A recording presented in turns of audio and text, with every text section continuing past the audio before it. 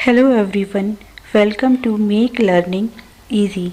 मेरा नाम प्रोमिला सिंह है और आज का हमारा टॉपिक है मैक्स वेबर।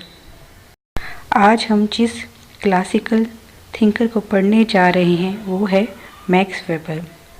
मैक्स वेबर का सोशियोलॉजी में बहुत ही महत्वपूर्ण योगदान है और उन्हें 20th सेंचुरी के जो ग्रेट सोशियोलॉजिस्ट हैं उनमें से एक माना जाता है। आज के इस वीडियो में हम उनके जीवन परिचय बायोग्राफिकल सक्सेस के बारे में पढ़ेंगे। वीडियो स्टार्ट करने से पहले अगर आप चैनल पर पहली बार आए हैं तो please like, share and subscribe. Thanks for watching. Max weber German sociologist हैं। ये लॉ के फील्ड में थे और लॉ के थ्रू ही ये सोशियोलॉजी में आए। लॉ पढ़ते पढ़ते ही इनका इंटरेस्ट सोशियोलॉजी में, हिस्ट्री में, फ़िलासफ़ी में हुआ और इस तरह से ये सोशियोलॉजी के फील्ड में आए और सोशियोलॉजी में इन्होंने बहुत ही महत्वपूर्ण थ्योरियाँ दी। सोशियोलॉजी में मेनली 3 सोशियोलॉजिस्ट हैं जिनको हम मानते हैं कि सोशियोलॉजी की जिन्होंने नींव डाली या जो सोशियोलॉजी के बेसिक पिलर्स हैं। उनमें कार्ल मार्क्स, एमानुएल दुर्खीम के साथ साथ मैक्स वेबर भी बहुत बड़ा योगदान रखते हैं। इन तीनों के बिना हम कह सकते हैं कि सोशियोलॉजी अधूरी है। Max Weber was born in Alfred, Germany on April 21, 1864 in a middle class Protestant family.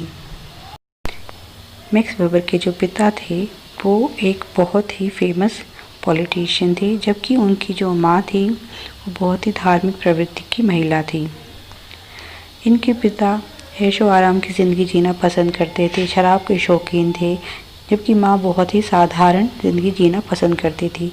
इसी वजह से इनके माता पिता की जो लाइफ थी, पर्सनल लाइफ जो थी, उसमें डिस्टरबेंस थी और इसका जो इफ़ेक्ट था वो मैक्स वेबर पर भी पड़ा।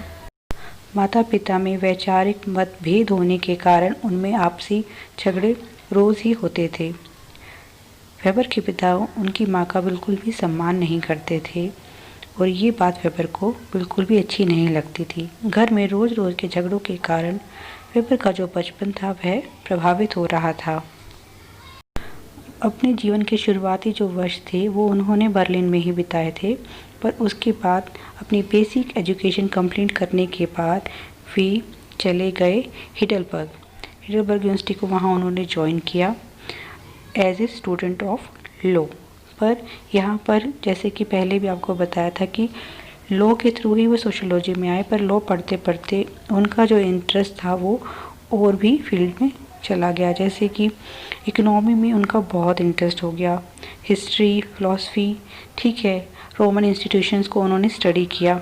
इस तरह से उनका जो इंटरेस्ट था वो डिफरेंट फील्ड में था और इस तरह से उन्होंने अलग अलग जो विषय थे उनकी बहुत अच्छी और गहरी समझ डेवलप की।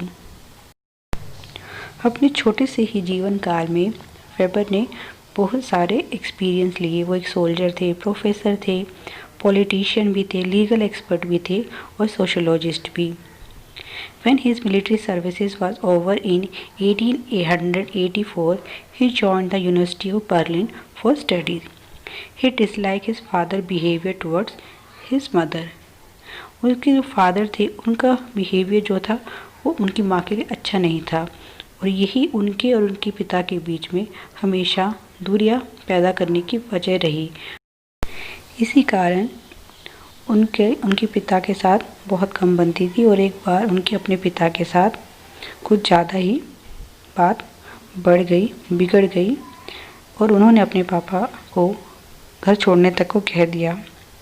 पर विडंबना देखिए कि घर छोड़ने के 1 महीने के बाद ही उनके पिता मर गए। अब वेबर ने इसके लिए खुद को ज़िम्मेदार माना।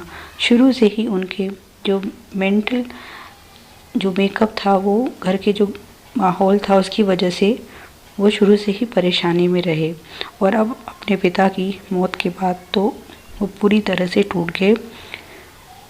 इस मेंटल शॉक से उबरने के लिए उन्हें रिकवर होने के लिए उन्हें 5 साल का समय लगा, पर फिर भी पूरी ज़िंदगी वे अपने आप को इससे पूरी तरह से उबार नहीं सके। पूरी ज़िंदगी वे इस दुख में जिए।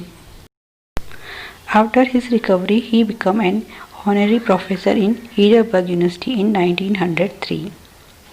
In 1904 and 1905, he published one of his best-known works, The Protestant Ethics and the Spirit of Capitalism. Weber ने बहुत कोशिश की मेंटल जो शौक होने लगा था उससे उभरने की, पर वो इसे पूरी तरह से कभी उभर नहीं पाए, पर फिर भी उन्होंने अपना कार्य जारी रखा और इसी बीच उन्होंने जो अपना मास्टरपीस था वो पब्लिश किया, जो था the Protestant ethics and the spirit of capitalism, जिसके लिए आज भी वेबर फेमस हैं। By 1909, weber began writing economy and society. ये उनकी और भी महत्वपूर्ण पुस्तक है, ये उन्होंने लिखनी स्टार्ट की, जो उनका बहुत ही महत्वपूर्ण और हिस्टोरिकल वर्क है। He carried out research on history of world religion, China, India and Judaism. His last academic work was a series of lectures that he gave at the University of Heidelberg in 1919 to 1920. कुछ लोगों को लगता है कि जो weber की थी Protestant ethics जो थी वो कार्ल मार्क्स की थ्योरी थी, द इकोनॉमिक डिटर्मिनिस्टिक थ्योरी, उसके ऊपर उन्होंने अटैक किया, पर ऐसा नहीं था। जो उनका मास्टरपीस था, जो मास्टर वर्क था वेबर का, the Protestant ethics and the spirit of capitalism, इसमें सिर्फ उन्होंने ये जानने की कोशिश की कि किस तरह से कोई रिलीजन किसी भी सोसाइटी में जो उसकी इकोनॉमिक कंडीशन है या लोगों की जो थिंकिंग है उसको अफेक्ट करता है। वेबर की जर्नल इकोनॉमिक हिस्ट्री जो बुक थी उसमें उन्होंने जो हिस्ट्री थी कैपिटलिस्ट डेवलपमेंट की वो जानने की कोशिश की कि कैसे कैपिटलिज्म जो है डेवलप हुई दुनिया में। 1910 में उन्होंने जर्मन सोशोलॉजिकल सोसाइटी की स्थापना की।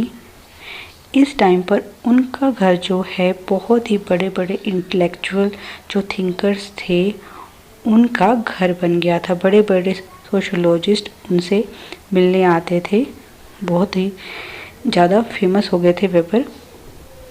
उस समय के जो टॉप सोशोलॉजिस्ट थे जैसे कि George Simmel, Robert Michels, George Lukacs, ये इस तरह के जो सोशोलॉजिस्ट थे वो उनके घर पर आते थे, तो वो बहुत ही फेमस हो गए थे। पर 14 जून 1920 को वेबर की मौत हो जाती है, तब जबकि वो अपनी लाइफ में अपने करियर में टॉप पर थे, जब सबसे ज़्यादा उनकी ज़रूरत थी उसी समय उनकी मौत हो जाती है। ये उनका गोल्डन पीरियड था जब लोग उन्हें रिकॉग्नाइज़ कर रहे थे, उनकी थ्योरीज जो थी लोग समझ रहे थे, पर ऐसे समय में एक ग्रेट पर्सनैलिटी हमें छोड़कर चली गई। उनका जो मेजर कंट्रीब्यूशन रहा वो सोशल साइंसेस में रहा, methodological orientation, analysis of social class, theory of legitimacy and religion. आइए उनके वर्क को देखते हैं। Journal economic history 1927, the Protestant ethics and the spirit of capitalism 1930, Max Weber on law in economy and society 1945, from Max Weber essays in sociology 1946, the theory of social and economic organisation 1947, the methodology of social sciences 1949, the city 1958, the sociology of religion 1963, on charisma and institution building 1968, economy and society 1968, the religion of China, the religion of India, ancient Judaism, science as a vocation, politics as a vocation and bureaucracy. ये उनकी कुछ महत्वपूर्ण रचनाएं हैं। अगले भाग में हम मैक्स वेबर की अलग अलग थ्योरीज को पढ़ेंगे। Thanks for watching. Please like, share and subscribe.